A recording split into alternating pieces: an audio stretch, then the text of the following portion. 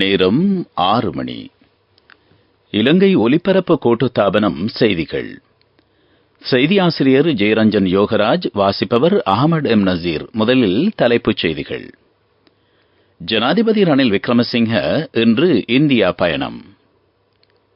இலங்கையின் கடன் மறுசீரமைப்பு செயல்முறைகளுக்கு சர்வதேச நாணய நிதியம் பாராட்டு. பாடசாலை மாணவர்களின் போக்குவரத்து சேவைக்காக மேலும் 500 புதிய பஸ்கள். பாடசாலை பாடத்திட்டங்களை டிஜிட்டல் மயப்படுத்த நடவடிக்கை. 6 மாவட்டங்களுக்கு மண் சரிவு அபாய எச்சரிக்கை. 3வது தடவையாகவும் இந்திய பிரதமராக பதவியேற்றும் நரேந்திர மோடி.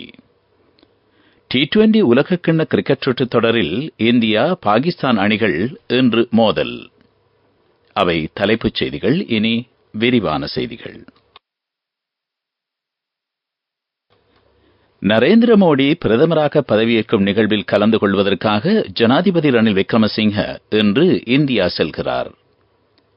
இந்தியாவில் நடைபெற்ற பொதுத் தேர்தலில் வெற்றி பெற்றுள்ள பிரதமர் நரேந்திர மோடிக்கு ஜனாதிபதி ரணில் விக்ரமசிங்க தொலைபேசி ஊடாக வாழ்த்துக்களை தெரிவித்தார். 3வது முறையாகவும் திரு நரேந்திர மோடி இன்று பதவியேற்கவுள்ளார். இதில் கலந்து கொள்ளுமாறு ஜனாதிபதி ரணில் விக்ரமசிங்கவுக்கு அழைப்பு விடுக்கப்பட்டுள்ளது. அதற்கமைய 2 நாள் விஜயம் மேற்கொண்டு ஜனாதிபதி இந்தியா பயணமாகிறார். இலங்கையின் கடன் மறுசீரமைப்பு செயல்முறை வலுவான முன்னேற்றத்தை அடைந்துள்ளதாக சர்வதேச நாணய நிதியம் தெரிவித்துள்ளது.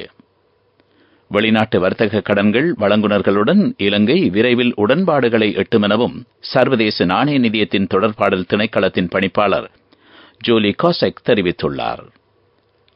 இலங்கையில் அமுல்படுத்தப்படுகின்ற பாரிய பொருளாதார கொள்கைகள் சீர்திருத்தங்கள் வெற்றிகரமாக பிரதிபலன்களை அடைந்துள்ளன.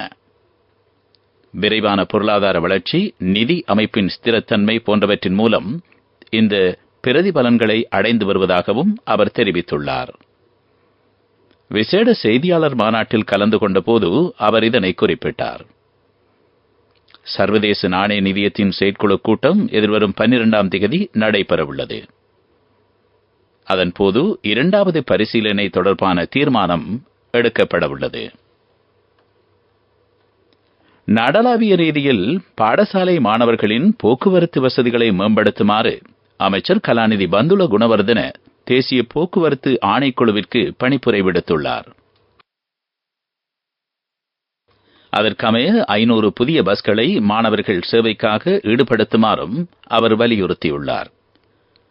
மாணவர் போக்குவரத்து சேவைக்காக இதுவரையில் 1537 பஸ்கள் பயன்படுத்தப்பட்டு வருகின்றன. அதில் இலங்கை போக்குவரத்து சபைக்கு சொந்தமான 811 பஸ்களும் 726 தனியார் பஸ்களும் உள்ளன. இந்த சேவைக்காக ஆண்டுதோறும் 200 கோடி ரூபாவை மானியமாக வழங்குவதாக அமைச்சர் தெரிவித்துள்ளார். ஒவ்வொரு மாகாணத்தின் பிராந்திய அபிவிருத்தி குழு தலைவர்கள் தேசிய போக்குவரத்து ஆணைக்குழுவிற்கு முன்மொழிவினை அனுப்பிய பின்னர் அந்தந்த பகுதிகளுக்கு பஸ்கள் அனுப்பப்பட வேண்டும். ஒரு பஸ் மூலம் அதிகபட்ச பயனை பெற்றுக்கொள்ள நடவடிக்கை எடுக்கப்பட்டுள்ளது. 3 பாடசாலைகளுக்கு ஒரு பஸ் என்ற அடிப்படையில் முன்னெடுக்குமாறும் அமைச்சர் வலியுறுத்தியுள்ளார். நீங்கள் கேட்டுக்கொண்டிருப்பது இலங்கை ஒலிபரப்பு கூட்டுத்தாபனத்தின் செய்திகள். உங்கள் பெருமையின் அங்கமான மக்கள் வங்கி, தேசத்தின் பெருமை.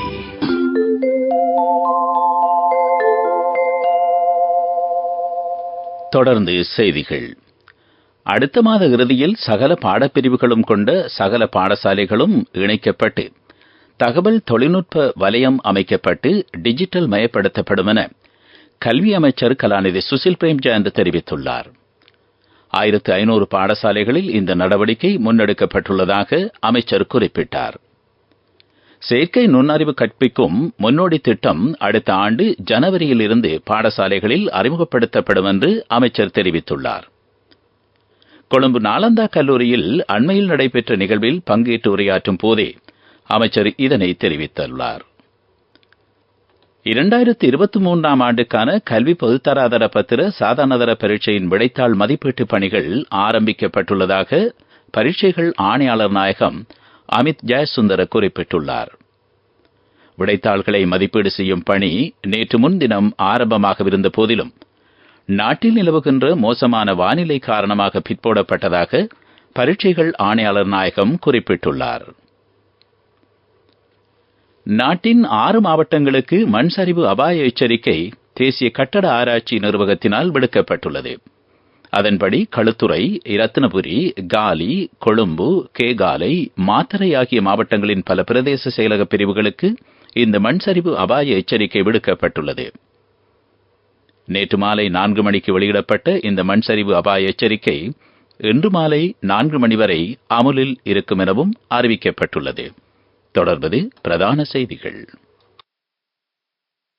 உன்னதமான இலக்குகளை மனதில் கொண்டு நீங்கள் எடுக்கும் சரியான முடிவுகள் உங்களையும் நாட்டையும் பெருமையடைய செய்யும். நாங்கள் உங்கள் பெருமையின் அங்கமான மக்கள் வங்கி, தேசத்தின் பெருமை.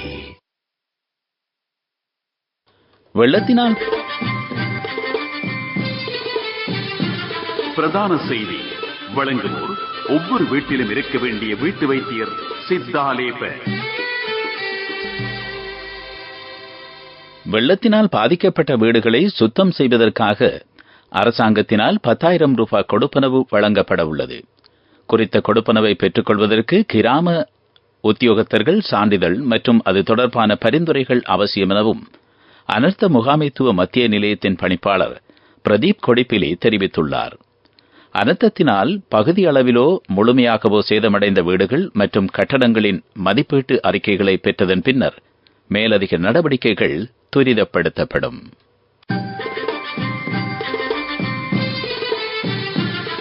பிரதான செய்தி வழங்கியோர் ஒவ்வொரு வீட்டிலும் இருக்க வேண்டிய வீட்டு வைத்தியர் சித்தாலேப.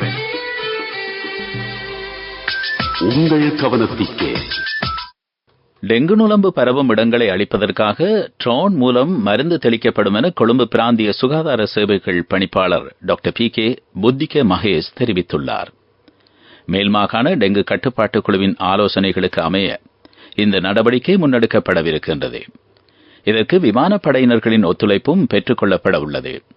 அண்மையில் ஏற்பட்ட வெள்ள நிலைமை காரணமாக டெங்கு நுளம்புகளின் பெருக்கம் அதிகரித்துள்ள நிலையில் இந்த நடவடிக்கை முன்னெடுக்கப்பட்டுள்ளது.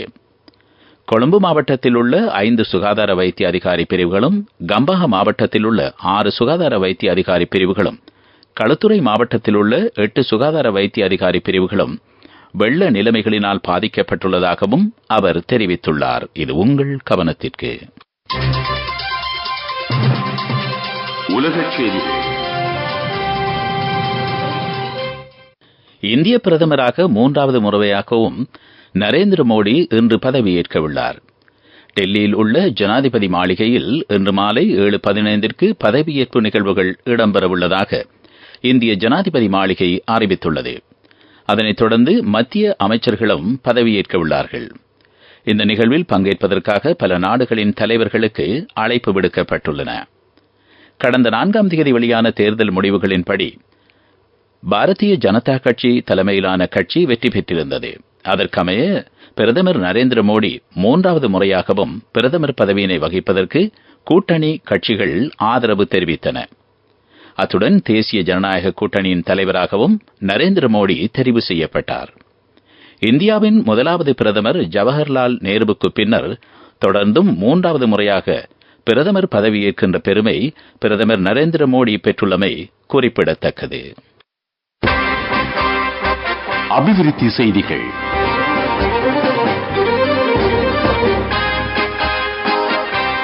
கேகாலை மாவட்டத்தில் தெரிவு செய்யப்பட்ட 4 பிரதேச செயலக பிரிவுகளை சேர்ந்த மக்களுக்கு கடன் வழங்குகின்ற வேலை திட்டம் முன்னெடுக்கப்படுகின்றது. ஆசிய அபிவிருத்தி வங்கியின் கடன் உதவியின் கீழ் இந்த திட்டம் முன்னெடுக்கப்பட்டு வருகின்றது. அதற்கமைய வரக்காபொல, ரம்புக்கன, தரணியகல, யட்டியாந்தோட்ட ஆகிய பிரதேச செயலகங்களில் உள்ள கிராம உத்தியோகத்தர்கள் பிரிவுகளில் குறித்த வேலை திட்டம் நடைமுறைப்படுத்தப்படுகின்றது. விளையாட்டுச் செய்திகள். T20 உலகக்கிண்ண கிரிக்கெட் சுற்றுத் தொடரில் நேற்றிரவு நடைபெற்ற போட்டிகளில் ஆஸ்திரேலிய அணி 36 ஓட்டங்களினால், தென்னாப்பிரிக்க அணி 4 விக்கெட்டுகளினாலும் வெற்றி பெற்றுள்ளன. சுற்றுத் தொடரின் 16வது போட்டியில் தென்னாப்பிரிக்கா மற்றும் நெதர்லாந்து அணிகள் மோதின. முதலில் துடுப்படுத்தாடிய நெதர்லாந்து அணி 20 ஓவர்களில் 9 விக்கெட் இழப்பிற்கு 103 ஓட்டங்களை பெற்றது. 104 ஓட்டங்கள் என்ற வெற்றி இலக்கினை நோக்கி துடுப்படுத்தாடிய தென்னாப்பிரிக்க அணி 19 ஓவர்களில் 6 விக்கெட்டுகளை இழந்து வெற்றி இலக்கை தாண்டியது. சுற்றுத் தொடரின் 14வது போட்டியில் இங்கிலாந்து மற்றும் ஆஸ்திரேலிய அணிகள் மோதின. முதலில் துடுப்படுத்தாடிய ஆஸ்திரேலிய அணி 20 ஓவர்களில் 7 விக்கெட் இழப்பிற்கு 201 ஓட்டங்களை பெற்றது. 202 ஓட்டங்கள் என்ற வெற்றி இலக்கினை நோக்கி துடுப்படுத்தாடிய இங்கிலாந்து அணி 20 ஓவர்களில் 6 விக்கெட் இழப்பிற்கு 165 ஓட்டங்களை மட்டும் பெற்றது. இதன் மூலம் ஆஸ்திரேலிய அணி வெற்றி பெற்றுள்ளது. சுற்றுத் தொடரின் இன்றைய தினம் 3 போட்டிகள் நடைபெறவுள்ளன. மேற்கிந்திய தீவுகள் மற்றும் உகண்டா அணிகளுக்கிடையிலான போட்டி தற்சமயம் நடைபெற்று வருகின்றது. இந்தியா மற்றும் பாகிஸ்தான் அணிகளுக்கிடையிலான போட்டி இன்றிரவு 8 மணிக்கு ஆரம்பமாகும். ஓமான் மற்றும் ஸ்காட்லாந்து அணிகளுக்கிடையிலான போட்டி இன்றிரவு 10:30 ஆரம்பமாகும். வர்த்தக செய்தி அனுசரணை. பட்டதாரியாகும் போது, திருமணத்தின் போது, குழந்தை பிறப்பின் போது மற்றும் 25வது திருமண ஆண்டு நிறைவின் போது 50,000 ரூபாய் வரை விசேட அனுகூலங்கள். மாதாந்தம் 12,500 ரூபாய் வீதம் சேமித்திடும் ஸ்ரீ சேவிங்ஸ் சாம்பியன்களுக்கு மேலும் பணப்பரிசுகள். சுவிட்சர்லாந்தில் நடைபெற்று வருகின்ற தமிழ் தொழில் முனைவோர் மற்றும் தொழில் வல்லுநர்கள் பங்கேற்கின்ற 13வது உலக உச்சி மாநாடு இன்று நிறைவடையவுள்ளது. குறித்த மாநாடு நேற்று முன்தினம் டாவோஸ் நகரில் ஆரம்பமானது. தமிழர்களின் பொருளாதார முன்னேற்றம் குறித்து ஆராய்வது இந்த மாநாட்டின் நோக்கமாகும். உலகளாவிய ரீதியில் 500க்கும் அதிகமான தமிழ் தொழில் முனைவோர் மற்றும் தொழில் வல்லுநர்கள் இதில் பங்கேற்கின்றார்கள். கிழக்கு மாகாண ஆளுநர் செந்தில் தொண்டமான், பாராளுமன்ற உறுப்பினர் சிவஞானம் ஸ்ரீதரன் ஆகியோரும் மாநாட்டில் இணைந்துள்ளார்கள். பட்டதாரியாகும் போது, திருமணத்தின் போது, குழந்தை பிறப்பின் போது மற்றும் 25வது திருமண ஆண்டு நிறைவின் போது 50,000 ரூபாய் வரை விசேட அனுகூலங்கள். மாதாந்தம் 12,500 ரூபாய் வீதம் சேமித்திடும் ஸ்ரீ சேவிங்ஸ் சாம்பியன்களுக்கு மேலும் பணப்பரிசுகள். பொருளாதார செய்திகள் அனுசரணை. அவசரத்தில் அங்கும் இங்கும் வைக்க வேண்டாம் தங்கமே. இப்போது தங்கப்போனுக்கு அதிகூடிய முப்பணம் அலையுங்கள். 0115-880-400 LOLC ரன்சவி தங்க கடன் சேவை. பாதுகாப்பாக வைத்திருக்கும் நகைகளை அவசர தேவைக்கு வைக்கவிட. நாட்டில் வெளிநாட்டு பணப்பரிமாற்றங்கள் அதிகரித்துள்ளதாக இலங்கை மத்திய வங்கி அறிவித்துள்ளது. கடந்த மாதம் அந்நிய செலாவணி 40,54 கோடி அமெரிக்க டாலர்களை தாண்டியுள்ளது. இந்த வருடத்தின் முதல் 5 மாதங்களில் அதன் பெறுமதி 262 கோடி 40 லட்சம் அமெரிக்க டாலர்களாகும். கடந்த வருடத்தின் இதே காலப்பகுதியுடன் ஒப்பிடுகையில் இந்த தொகை 11.8% அதிகரிப்பாகும். அவசரத்தில் அங்கும் இங்கும் வைக்க வேண்டாம் தங்கமே. இப்போது தங்கப்போனுக்கு அதிகூடிய முப்பணம் அலையுங்கள். 0115-880-400 LOLC ரன்சவி தங்க கடன் சேவை. பாதுகாப்பாக வைத்திருக்கும் நகைகளை அவசர தேவைக்கு வைக்கவிட. அவசரத்தில் அங்கும் இங்கும் வைக்க வேண்டாம் தங்கமே. இப்போது தங்கப்போனுக்கு அதிகூடிய முப்பணம் அலையுங்கள். 0115-880-400 LOLC ரன்சவி தங்க கடன் சேவை. பாதுகாப்பாக வைத்திருக்கும் நகைகளை அவசர தேவைக்கு வைக்கவிட. காலநிலை அறிக்கை. மேல் சப்ரகமுவா, வடமேல், தென் மாகாணங்களிலும் கண்டி, நுவரெலிய மாவட்டங்களிலும் அவ்வப்போது மழை பெய்யக்கூடும் என வளிமண்டலவியல் திணைக்களம் எதிர்வு கூறியுள்ளது. மேல் சப்ரகமுவா மாகாணங்களிலும் நுவரெலிய, காலி, மாத்தறை மாவட்டங்களிலும் சில இடங்களில் 75 மில்லிமீட்டர்களுக்கும் அதிகமான பலத்த மழை பெய்யக்கூடும். வடக்கு வடமத்திய மாகாணங்களிலும் மாத்தளை மாவட்டத்திலும் பல இடங்களில் இலேசான மழை பெய்யலாம். உவா மாகாணத்திலும் அம்பாறை, மட்டக்களப்பு மாவட்டங்களிலும் சில இடங்களில் மாலை அல்லது இரவில் மழை அல்லது இடியுடன் கூடிய மழை பெய்யலாம். வடக்கு வடமத்திய வடமேல் மாகாணங்களிலும் திருகோணமலை, ஹம்பாந்தோட்டை, மொனராகலை மாவட்டங்களிலும் அவ்வப்போது மணித்தியாலத்திற்கு 40 முதல் 50 கிலோமீட்டர்கள் வரையான வேகத்தில் காற்று வீசக்கூடும். இடியுடன் கூடிய மழையின் போது தற்காலிகமாக பலத்த காற்றும் வீசக்கூடும் என திணைக்களம் வெளியிட்டுள்ள அறிக்கையில் குறிப்பிடப்பட்டுள்ளது. காலநிலை அறிக்கை கேட்டீர்கள்.